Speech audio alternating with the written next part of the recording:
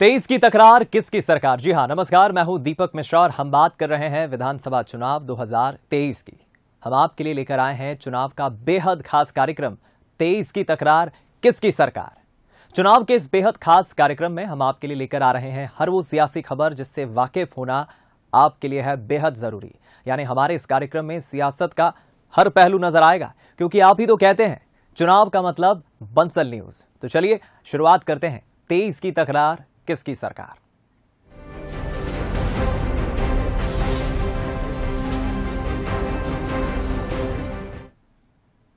तो सबसे पहले बात इलेक्शन टुडे की, जिसमें हम आपको उस खबर से रूबरू कराते हैं जो सियासी गलियारों में चर्चा में रही और इसका असर चुनाव में देखने को मिलेगा।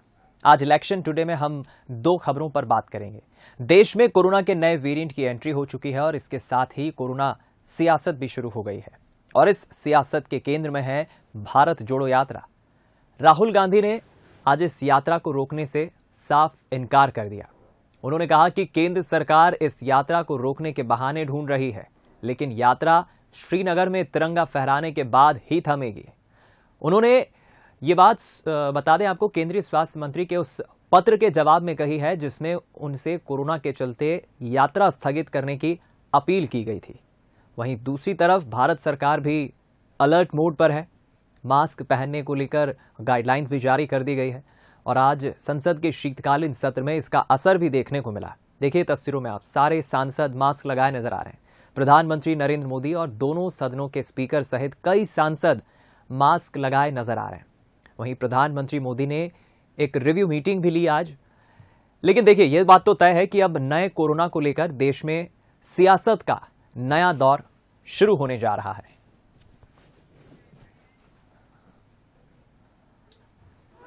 तो ये जो यात्रा है कश्मीर तक जाएगी। अब इन्होंने नया आइडिया निकाला है।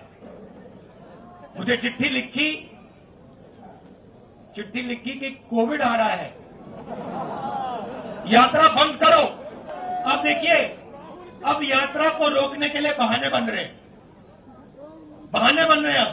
मास्क पहनो, यात्रा बंद करो, कोविड फैल रहा है, सब बहाने हैं। हिंदुस्तान की शक्ति से, हिंदुस्तान की सच्चाई से ये लोग डर गए हैं। चलिए साहब, अब क्या राहुल गांधी की इस बात के हम ये मायने निकालें कि भारत में अभी कोरोना कोई खतरे की घंटी नहीं है?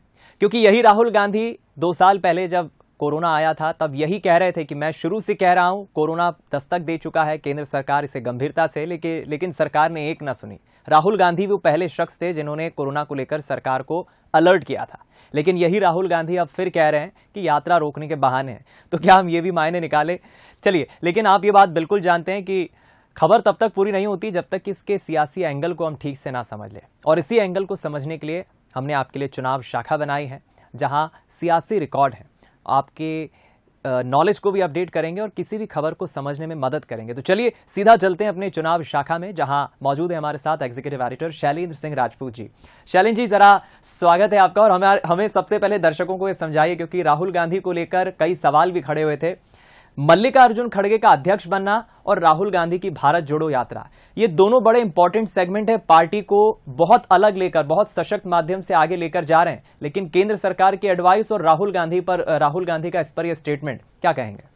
देखिए, अभी राहुल गांधी जो बोल रहे थे, हम बाइट सुन रहे थे। भगवान ना करे कि भारत में कोरोना फैले और हो सकता है 2 महीने बाद राहुल गांधी की ये बाइट खूब चलाई जाए बीजेपी के द्वारा जी, और उसको मुद्दा बनाया जाए। लेकिन भगवान से यही प्रार्थना कि ऐसी नौबत ना आए। देखिए दीपक, इसमें जो सियासत है इसके पीछे की, उसको हमको समझना चाहिए। ये 2 तरफा सियासत है। अगर कांग्रेस राहुल गांधी को लेटर लिखा है केंद्रीय स्वास्थ्य मंत्री ने, तो राहुल गांधी उसको जिस तरीके से ले रहे हैं, उनकी पूरी कोशिश है कि इसके द्वारा जो उनकी यात्रा है भारत जोड़ो यात्रा, उसको हाइप मिले, कि उनकी यात्रा को रोकने की कोशिश कर रही है केंद्र सरकार और उनके पक्ष में माहौल बने। लेकिन देखिए, अब 24 तारीख से ये इस यात्रा पर 9 दिन का विराम लगने वाला है और फिर 3 तारीख से ये शुरू होगी। तो 9-10 दिन काफ़ी होते हैं और उस दौरान कोरोना का क्या कैसे फैलता है या नहीं फैलता है भारत में, या उसकी क्या स्थिति रहती है, उस पर डिपेंड करेगा ये यात्रा। 9 दिन के बाद इसका भविष्य क्या होगा कि यात्रा ऐसे ही चलेगी या अगर ज़्यादा फैला कोरोना तो इसको रोका जाएगा, तो ये इस पर डिपेंड करता है। लेकिन अगर यात्रा के बहाने कोरोना बहस में आता है तो केंद्र सरकार के पास काफ़ी कुछ कहने को है, बीजेपी के पास काफ़ी कुछ कहने को है, क्योंकि कोविड को जिस तरह से कंट्रोल किया भारत ने और नरेंद्र मोदी ने, तो वो उसकी चर्चा हमेशा होती है और इस बहस के जरिए वो उसको जरूर उसको चर्चा में लाने चाहेंगे कि खासतौर से कोविड को लेकर जो पॉलिसी रही भारत की वो काफ़ी मायने रखती है, क्योंकि चीन की पॉलिसी भी रही। चीन आज काफ़ी नुकसान उठा रहा है क्योंकि उसकी पॉलिसी जीरो कोविड पॉलिसी थी, जिसके कारण काफ़ी दिनों तक लॉकडाउन लगा रहा और लोगों का एक्सपोजर नहीं हो पाया कोरोना वायरस से या उसके विभिन्न जो वेरिएंट है उसके द्वारा, तो वो इम्यूनिटी डेवलप नहीं हो पाई और उसी का नतीजा आज चीन भुगत रहा है कि इतनी बड़ी संख्या में उसको नुकसान हो रहा है। और आखिर उसने खोला है, लॉकडाउन खोला है, उसके बाद वहाँ की हालत आप समझ सकते हैं। लेकिन भारत ने बहुत अच्छी पॉलिसी अपनाई, शुरू से लॉकडाउन को या जो जीरो कोविड पॉलिसी को नहीं अपनाया और एक्सपोजर हुआ लोगों को और इम्यूनिटी डेवलप हुई। तो ये भारत सरकार कह सकती है पूरी दुनिया के सामने और कह भी रही है कि वो पॉलिसी के कारण आज भारत बचा हुआ है और इम्यूनिटी डेवलप है यहाँ के लोगों की। दूसरी बात है कि वैक्सीनेशन एक बहुत बड़ी उपलब्धि रही भारत के लिए। इस बात को भी इस बहस के जरिए जरूर बताया जाएगा कि वैक्सीन बनाई भारत ने खुद अपनी, और दुनिया की सारी जितनी वैक्सीन बनी उसमें सबसे ज्यादा सक्सेस रेट है वैक्सीन का। और वैक्सीनेशन जो अभियान चला, भारत जैसी डेमोग्राफी है, जिस तरह की यहाँ की जनसंख्या है, ये बहुत बड़ा चैलेंज था और लोग बाहर आश्चर्य करते हैं दूसरे देशों में कि ऐसी जनसंख्या में ग्रामीण क्षेत्रों में वैक्सीनेशन 100% कैसे किया भारत ने। तो ये एक बहुत बड़ी उपलब्धि है। तो इस बहस के बहाने वो भी आएगा, तो इसमें भी केंद्र सरकार का अपर हैंड रहेगा। और तीसरी बात है अर्थव्यवस्था। कोविड के बाद सारे देशों में अर्थव्यवस्था डाउन गई, सभी का ग्रोथ रेट गिरा, लेकिन भारत 6वें सबसे बड़ी अर्थव्यवस्था से 5वें नंबर पर आ गया अभी जून में। तो ये काफी चीजें हैं। कोविड पर अगर बहस छेड़ती है कांग्रेस तो नुकसान में जाएगी और बीजेपी फायदे में जाएगी। केंद्र सरकार के पास काफी कुछ कहने को, तो दोनों तरफा है। इसमें देखिए आप ये किस तरफ जाती है बहस और कौन इसमें बाजी मारता है। और सियासत को तो बहाना चाहिए, तो कोविड ने वो बहाना दिया है बहस का। जी बिल्कुल। एक चीज शैलेंद्र जी हम ये भी समझना चाहेंगे, जैसा कि आपने शुरू में कहा कि ईश्वर ना चाहे कि ऐसी कोई परिस्थिति आए, कोरोना आए, लेकिन वरना राहुल गांधी के इस वीडियो को बीजेपी जरूर मुद्दा बनाएगी। ऐसी ही कुछ मंशा और कुछ सोच कांग्रेस के नेता और तमाम वो लाखों कार्यकर्ता भी रखते हैं। वो नहीं चाहते कि राहुल गांधी की ये यात्रा कश्मीर पहुंचने से पहले किसी कारण रुक जाए। और अगर ऐसा होता है तो क्या आप मानते हैं कि यात्रा अगर कश्मीर जाने से पहले ही रुक जाती है, केंद्र सरकार को इस पर आपत्ति जताती है या कोई प्रावधान ऐसा लाया जाता है गाइडलाइन के जरिए, तो क्या ये भारत जोड़ो यात्रा की एक जिस सेगमेंट के साथ आगे बढ़ रही है इसमें एक नाकामयाबी होगी? लेकिन दीपक ऐसा नहीं है। यात्रा को जितनी हाइप मिलनी थी मेरे ख्याल से वो मध्य प्रदेश में, हमारे प्रदेश में ही मिल गई उसको। जो मुद्दे उनको छेड़ने थे उस पर काफी बहस हुई।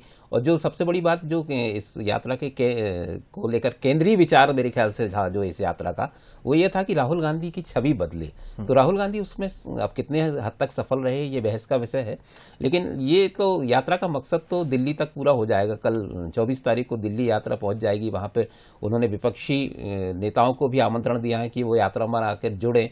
तो ये दिल्ली तक में ही काफी निर्भर हो जाएगा। हाँ, उससे आगे की यात्रा ये है कि उत्तर भारत में एक माहौल बने, वो अपने मुद्दे जोर शोर से उठा पाए कांग्रेस, और वहाँ कोई मूवमेंट बने तो उत्तर भारत में इसका असर हो। लेकिन जो प्रभाव देखना था इस यात्रा का वो दिख चुका है। और गुजरात चुनाव हो, हिमाचल चुनाव हो, वो इस दौरान हो गए। काफ़ी बहस हो गई है यात्रा पर और राहुल गांधी पर। तो ये मुझे नहीं लगता कि दिल्ली से आगे की यात्रा में अब जो भी हो, लेकिन इसका मकसद तो लगभग मेरे ख्याल से पूरा हो गया। तो ऐसा नहीं कहा जा सकता कि अगर ये यात्रा रुकती है तो कांग्रेस कुछ खो देगी। यात्रा को रोका जाता है तो जरूर वो फायदा उठाने की कोशिश करेगी। जी चलिए, बहुत आपने सटीक विश्लेषण किया। बहुत शुक्रिया हमारे साथ चुनाव शाखा में जुड़ने के लिए और इस खबर पर बातचीत करने के लिए। और चलिए, अब बारी है हमारे बेहद खास सेगमेंट बूथ बाजा की। बूथ बाजा में हम सीधे बूथ के स्तर पर जाकर सियासी मिजाज को समझने की कोशिश करते हैं। और आज हम आपको लिए चलते हैं अलीराजपुर की जोबट विधानसभा। आदिवासी बाहुल्य इस सीट पर बीजेपी का कब्जा है, लेकिन लंबे समय तक कांग्रेस ने यहां राज किया है। 2023 में कैसा रहेगा यहां समीकरण, आइए समझते हैं। अलीराजपुर की जोबट विधानसभा आदिवासी बाहुल्य इस सीट पर फिलहाल बीजेपी का कब्जा है। बीजेपी की सुलोचना रावत यहां से विधायक है। लंबे समय तक इस सीट पर कांग्रेस का कब्जा रहा है। 1990 और 93 में कांग्रेस के अजमेर सिंह विधायक रहे। फिर 1998 में कांग्रेस की सुलोचना रावत यहां से विधायक बनी। लंबे समय बाद बीजेपी के माधो सिंह डावर ने कांग्रेस के गढ़ में सेंध लगाई, लेकिन 2008 में सुलोचना रावत ने एक बार फिर कांग्रेस का परचम लहरा दिया। 2013 में एक बार फिर जनता ने माधो सिंह डावर को मौका दिया। पिछले विधानसभा चुनाव में कांग्रेस की कलावती भूरिया यहां से विजय हुई, लेकिन कोरोना से उनका निधन हो गया। 2021 में हुए उपचुनाव में बीजेपी ने चुनाव से ठीक पहले पार्टी में शामिल हुई पूर्व विधायक सुलोचना रावत को टिकट दिया और सुलोचना रावत ने करीब 6000 मतों से कांग्रेस के महेश रावत को मात दी। बीजेपी का दावा है कि एक बार फिर जनता का साथ मिलेगा, क्योंकि शिवराज सरकार ने विकास के कई काम किए हैं, साथ ही आदिवासियों को पैसा एक्ट की सौगात भी दी है। 2023 भारतीय जनता पार्टी पूरे जिले में कमल का परचम लहराने वाली है और पार्टी कार्यकर्ता पूरी तरह से तैयार है। और मध्य प्रदेश की भाजपा सरकार और शिवराज सिंह जी ने जो काम जोबट विधानसभा में किए हैं और आज भी करोड़ों रुपए के कार्य जोबट विधानसभा में चल रहे हैं। चूंकि 2018 में जोबट विधानसभा में कांग्रेस की विधायक थी, अभी वर्तमान में हमारी विधायक को मात्र 1.25 साल हुआ है और 1.25 साल में हमने करोड़ों रुपए के विकास कार्य हमारे माननीय मुख्यमंत्री जी ने और प्रदेश की सरकार ने दिए हैं और आगे भी ये विकास कार्य जारी रहेंगे। और जोबट की सारी मूलभूत सुविधाओं का भारतीय जनता पार्टी पूर्ण रूप से विकास के साथ पूर्ण करेगी और हम भारतीय जनता पार्टी का परचम ले रहे हैं। वहीं कांग्रेस 15 महीने की कमलनाथ सरकार के दौरान हुए कामों और कर्ज माफी के मुद्दे के साथ मैदान में उतरने की तैयारी कर रही है। साथ ही कांग्रेस का दावा है कि बीजेपी सरकार आने के बाद क्षेत्र का विकास रुक गया, जनता नाराज है और इस बार जीत कांग्रेस की होगी। जोबट विधानसभा में सबसे पहले तो मैं स्वास्थ्य, शिक्षा और जो बेरोजगार और रोजगार नहीं मिल रहा उस मुद्दे को लेकर मतलब क्षेत्र में हम जा रहे हैं कि कठिवाड़ा पूरा जीरो है, वहाँ ईजीएस स्कूल बंद है, करीब मतलब 100-150 स्कूलें पूरे जोबट विधानसभा में बंद है, अतिथि के भरोसे चल रहा है। आज पूरे अलीराजपुर जिले में इतनी हालत खराब है कि मतलब सबको पायलन मतलब गुजरात जाना पड़ रहा, कोई राजस्थान जा रहा, कोई कर्नाटक जा रहा, ऐसी हालत है। विधानसभा का ज्यादातर हिस्सा आदिवासी बहुल्य है। यहाँ 97% आदिवासी वोटर्स है, जिसमें भिलाला वोट 55% तो भील जाति के मतदाता 40% हैं। ऐसे में यहाँ की समस्याएं और मुद्दे भी अलग हैं। बीजेपी कांग्रेस के दावे तो हैं, लेकिन जनता का मानना है कि अभी विधानसभा क्षेत्र में विकास की बहुत जरूरत है। 2023 में इस क्षेत्र में प्रमुख मुद्दे रहेंगे, एक तो पलायन का, जो इस क्षेत्र में बहुत तादाद में पलायन होता है, और दूसरा जोबट विधानसभा में कोई भी खेल मैदान आने वाले भविष्य में बचा ही नहीं है, पूरी तरह खत्म हो गया। न ही यहाँ पे पार्क है। अगर मतदाता अपना वोट डालेगा तो इन बात को प्रमुखता से देखेगा। इतने साल आज़ादी के बाद जोबट में आज तक हम अच्छा कोई बड़ा खेल मैदान नहीं दे पाए। जोबट वैसे तो देखें तो मूलभूत सुविधाओं से तो काफ़ी वंचित है, बहुत सारी सुविधाएं यहाँ नहीं है। एक तो यहाँ पे जो नया बस स्टैंड बना है वहाँ पे कोई व्यवस्था नहीं है, और जो पुराना जो है वहाँ पे भी कोई, और पूरे नगर के अंदर एक भी सुलभ शौचालय नहीं बना हुआ। यहाँ बिजनेस के हिसाब से जैसे अभी कपास में मंडी टैक्स बहुत है, 1 रुपये 70 पैसे है, उस कारण से कपास बाहर नहीं जा पाता और बाहर जो भाव अच्छा मिलता है उस कारण से किसान को कम उसके उपज का मूल्य बराबर नहीं मिलता है। तो कोई भी सरकार बने तो वो मंडी टैक्स को कम कर दे या आधा कर दे तो उससे किसान को भाव अच्छा मिलेगा। 23 का मुकाबला यहाँ दिलचस्प होगा, क्योंकि बीते 6 चुनावों को देखें तो हर बार मतदाताओं ने अपना विधायक बदला है, लेकिन फिलहाल समीकरण भी बदले हैं। तो देखना होगा कि मतदाता अपने रिवाज को कायम रखते हैं या फिर बीजेपी को मौका देते हैं। यतेंद्र सिंह सोलंकी, बंसल न्यूज, अलीराजपुर। और चलिए अब जरा जोबट का सियासी इतिहास भी समझ लीजिए। सीट का 2,75,000 से ज्यादा मतदाताओं वाली ये सीट है, और सबसे खास बात यह है कि ये सीट आदिवासी बाहुल्य है। जोबट में करीब 97% वोटर्स आदिवासी हैं, इसलिए ये सीट आदिवासी बाहुल्य कहलाती है। पिछले 8 चुनावों की बात करें तो 5 बार कांग्रेस की जीत हुई है और 3 बार यहां से बीजेपी ने जीत हासिल की है, यानी दबदबा हम कह सकते हैं कांग्रेस का रहा है। और 2021 के उपचुनाव की बात करें तो जरूर यहां से बीजेपी को कामयाबी मिली।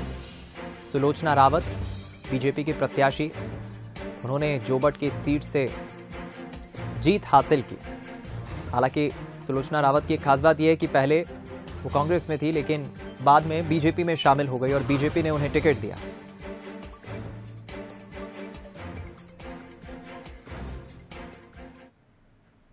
और चलिए अब बारी है हमारे खास सेगमेंट बोले तो नेताजी की। बोले तो नेताजी में मुलाकात करिए रीवा की सिरमौर विधानसभा सीट से दूसरी बार के विधायक दिव्यराज सिंह से। दिव्यराज सिंह रीवा राजघराने के युवराज हैं। तो चलिए 2023 को लेकर रणनीति और वो क्या मुद्दे हैं जो उनकी पार्टी को सफलता दिलाएंगे, जानते हैं।